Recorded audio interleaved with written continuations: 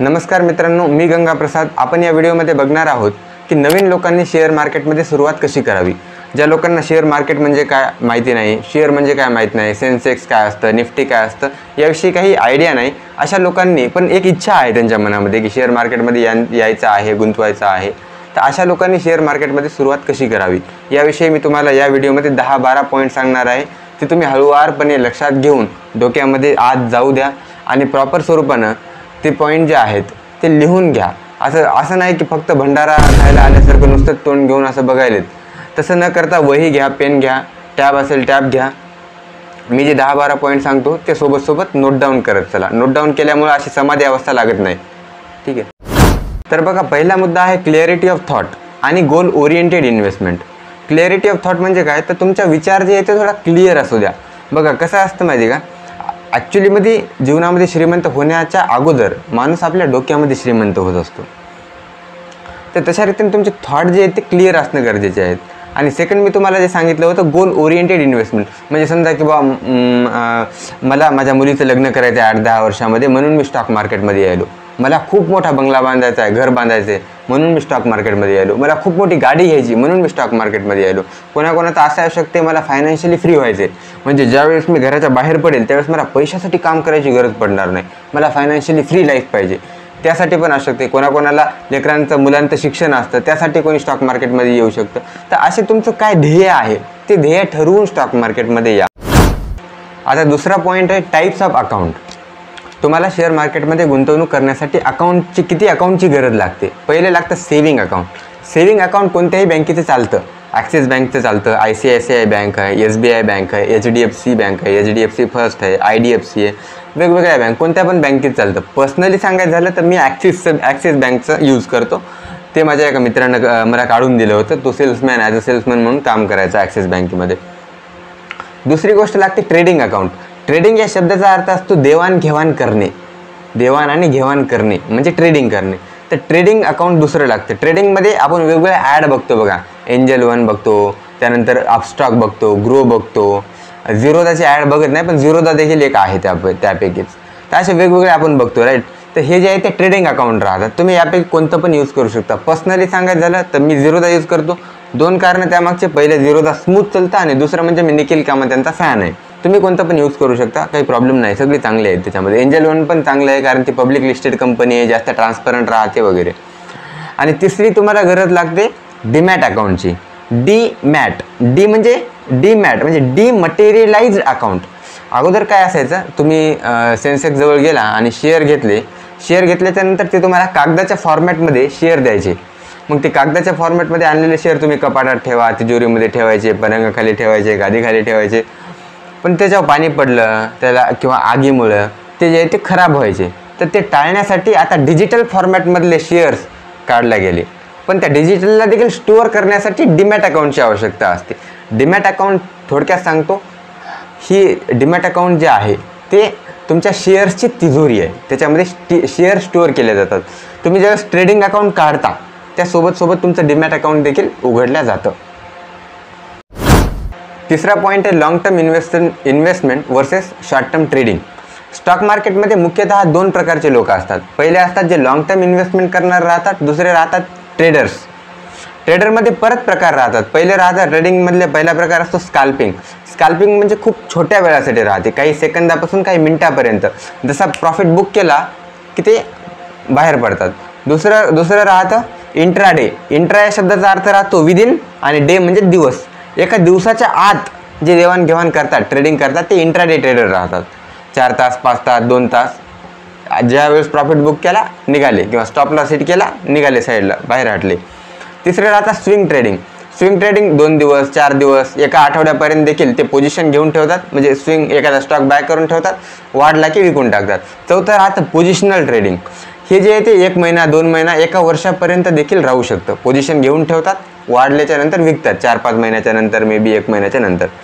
हे झालं short term ट्रेडिंगचं। Long term इन्व्हेस्टमेंटचा कालावधी 1 वर्षापेक्षा जास्त असतो। 5 वर्ष, 10 वर्ष, 20-20 वर्षापर्यंत देखील स्टॉकमध्ये ठेवणारे लोक असतात। त्यानंतर याच्यामधला थोडक्यात फरक सांगतो मी तुम्हाला। जे शॉर्ट टर्म ट्रेडिंग आहे शॉर्ट टर्म ट्रेडिंग जी आहे ती गर्लफ्रेंड बनवल्यासारखी आहे किंवा बॉयफ्रेंड बनवल्यासारखं आहे. म्हणजे त्याचा अर्थ काय असतो बघा, ज्यावेळेस आपण गर्लफ्रेंड बनवतो किंवा बॉयफ्रेंड, मुली बॉयफ्रेंड बनवतात, मुलं गर्लफ्रेंड बनवतात. अरे यार काय सांगायला तुम्ही.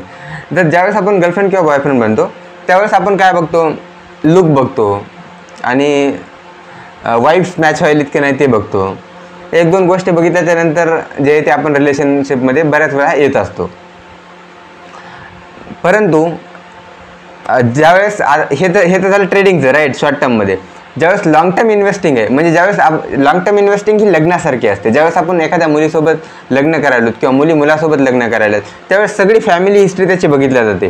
किंवा मुलाचे आईवडील काय करतात किंवा त्या मुलीचे आईवडील काय करतात, त्या मुलीचा भाऊ काय करतो, मुलीच्या भावाचं जर लग्न झालं तर त्याची बायको कशी आहे, तिची कोणती कास्ट आहे, असे सगळं ओव्हरऑल बघून मग लग्न केलं जातं. सेम ओव्हरऑल सगळं कंपनीचं फंडामेंटल अनालायसिस चेक करून, बॅलन्स शीट, PNL सगळं चेक करून त्याच्यामध्ये गुंतवणूक केली जाते. ती लॉंग टर्म इन्व्हेस्टमेंट राहते. आणि शॉर्ट टर्मसाठी असते ती रिलेशनशिप असते, नाही ती ट्रेडिंग असते.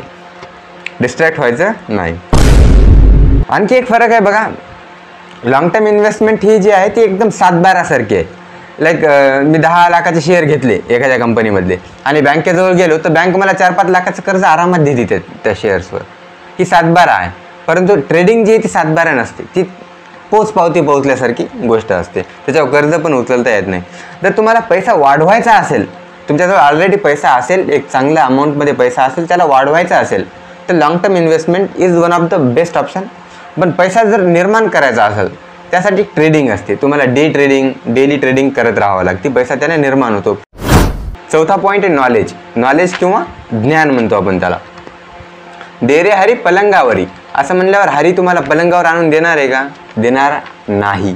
तुम्हाला स्वतः त्यासाठी मेहनत करणं गरजेची आहे. आता जे ट्रेडिंग करायलेत तर त्यांना जे ट्रेडिंग शिकवायलेत ते खरंच प्रॉफिट बुकिंग आहेत का ते पण चेक करणं गरजेचं आहे. मार्केटमध्ये 99% असे ट्रेडिंग शिकवणारे असे लोक आहेत जे स्वतः भरपूर लॉस बुक करायलेत आणि ते लोकांना शिकवायलेत how to become a profitable trader. आणि भयंकर पैसा त्यांच्याकडे कसा यायला, त्यांच्याकडे पैसा यायला कोर्सेस विकू, त्यांच्याकडे पैसा यायला यूट्यूबच्या इन्कमद्वारे, आणि ते त्याच्याद्वारे बंगले घ्यायलेत, गाड्या घ्यायलेत आणि परत दाखवायलेत कोर्स विकण्यासाठी. ते असे लोक तुम्हाला ओळखता येणं गरजेचं आहे, कारण ते तुमचा हार्ड अर्न मनी आहे. तुम्ही खूप मेहनत करून ते जमा केलेला पैसा आहे, वेदर तुम्ही तुमच्या आईवडिलांनी, तर ते तसे लोक तुम्हाला ओळखता येणं गरजेचे आहे. या आता मी ज्ञानाचं सांगायलो तर त्या बाबतीत मी सांगतो, या चॅनलवर मी 16 लेक्चरची basic stock market complete series आणणार आहे मराठीमध्ये, फ्रीमध्ये. तुम्ही जेवढे जास्त मला कमेंट करताल तेवढ्या लवकरात लवकर मी ती सिरीज घेऊन येण्याचा प्रयत्न करेल. 5वा पॉईंट आहे कॉल टिप्स.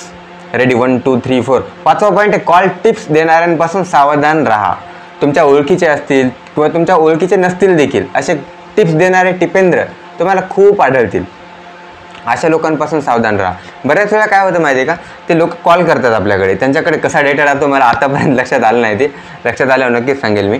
तर ते काय करतात, कॉल करतात आपल्याला, सर 1000 रुपये द्या, 2000 द्या, 3000 द्या, 4000 द्या महिना, आणि आम्ही तुम्हाला काय करतो, टिप प्रोव्हाइड करतो. तुम्ही ते घ्यायचा, मग 2-3 दिवसामध्ये तुमचे 4-5 हजार रुपये फिटून जातात. उरलेले दिवस तुम्हाला प्रॉफिट राहतो. मग माणूस काय करतो, एक नवीन माणसाला काय माहिती नसतं, देतो त्याच्यामध्ये आणि भुरळ पडते माणसाला. मोहमायामध्ये माणूस जे ते जातो आणि सगळं नुकसान जे ते करून बसतो. तुम्ही कॉमन सेन्स लावा.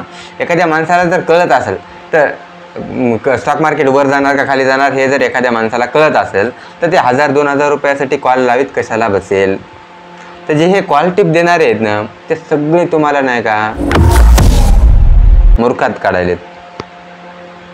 ठीक आहे. आता आणखी एक गोष्ट, एक्झॅक्टली मार्केट प्रेडिक्ट कोणालाच करता येत नाही. सगळ्या प्रोबॅबिलिटी राहतात. हे सगळं टेक्निकल अनालिसिस आहे ना, सगळं संभाव्यता आहे, संभाव्यतेचा खेळ आहे. काही ॲडमध्ये तुम्ही बघता बघा, ॲड कशी असते मी सांगतो तुम्हाला. हेलो ट्रेडर्स, दिस एप्लीकेशन का यूज़ करके या दिस सॉफ्टवेयर का यूज़ करके मैंने एग्जैक्टली 5 बार निफ्टी के टॉप और बॉटम को प्रेडिक्ट किया है. आपको अगर करना है तो आ जाओ. तर असे जे टिप्स, असे जे ॲड वगैरे दिसतात हे पण तुम्हाला मूर्ख बनवण्याचं काम करतात. एक्झॅक्टली मार्केट कोणालाच प्रेडिक्ट करता येत नसतं. मार्केटला एक्झॅक्टली प्रेडिक्ट करण्याचा प्रयत्न करतात, मार्केट खूप जोरात आपटीत असतं तशा लोकांना. हो. 6वा पॉईंट आहे पेनी शेअर अवॉइड करा. पेनी शेअर किंवा पेनी स्टॉक काय असतात, जे कमी किमतीमध्ये भेटतात का ते स्टॉक असतात. आता बऱ्याच लोकांना काय असतं माहिती आहे का, समजा एखादा व्यक्ती आहे ते 10,000 रुपये घेऊन स्टॉक मार्केटमध्ये आला, 10,000 रुपये घेऊन आला, तर ते काय म्हणला, अरे यार 10,000 रुपयामध्ये मी जर एका चांगल्या कंपनीचा शेअर घेतला तर ते एकच शेअर मला 10,000 रुपयामध्ये पडायला आहे. पेनी स्टॉक घेतला 10 रुपयेवाला तर ते मला जवळपास 1,000 शेअर यायलेत, तर मग मी तेच घेतो ना. तर हे असं करणं अवॉइड करा. त्या शेअरची व्हॅल्यू कमी आहे तिथं, म्हणजे याचा अर्थ असा नाही की ते शेअर खूप वर जाणार किंवा एखाद्या शेअरची व्हॅल्यू खूप जास्त आहे म्हणजे असं नाही की ते खूप जास्त वर जाणारच नाही, हाय तेच राहणार किंवा खाली येणार, असं नसतं. आता बरेच लोक आहेत बघा माझ्या आजूबाजूला वगैरे देखील, मी नाव सांगत नाही, परंतु नाही का ते सुझलॉनमध्ये इन्व्हेस्ट करतात, वोडाफोन आयडियामध्ये इन्व्हेस्ट करतात, येस बँकमध्ये इन्व्हेस्ट करतात. तुम्ही त्यांची बॅलन्स शीट बघितली ना, तर त्या बॅलन्स शीटमध्ये तुम्हाला कॅन्सर आढळून येईल. म्हणजे भयानक कर्ज आहे त्यांच्या बॅलन्स शीटमध्ये, आणि ते त्यांच्यामध्ये इन्व्हेस्ट करायलेत आणि ते प्रॉफिटेबल पण आहेत. सांगतो कशामुळे प्रॉफिटेबल आहेत ते. 2020 पासून मार्केटमध्ये करेक्शन आलंच नाही, चांगला क्रॅश झालाच नाही मार्केट, म्हणून सध्या मार्केट बूमिंग आहे. तर मार्केट बूमिंग असल्यामुळं ह्या ज्या पेनी स्टॉक आहेत ते पण ठीकठाक लेवलवर बूम करत राहिलेत. परंतु लक्षात घ्या, एक उदाहरण सांगतो मी तुम्हाला. ज्यावेळेस समुद्रामधून लाटा उसळतात आणि मधून लाटा उसळल्यानंतर ज्या समुद्र किनाऱ्यावरल्या जहाजा असतात त्या देखील थोड्याशा वर उचलायला लागतात. याचा अर्थ असा नसतो की त्या जहाजामध्ये पॉवर आहे, खरी पॉवर तर समुद्राच्या लाटांमध्ये होती. सेम आता खरी पॉवर हे मार्केटमध्ये बूमिंग मार्केट आहे, म्हणून हे चिल्लरवाले जे आहे स्टॉक ते देखील वर चाललेत. पण ज्यावेळेस मार्केट क्रॅश होईल त्यावेळेस हे स्टॉक तर भयानक क्रॅश होत असतात.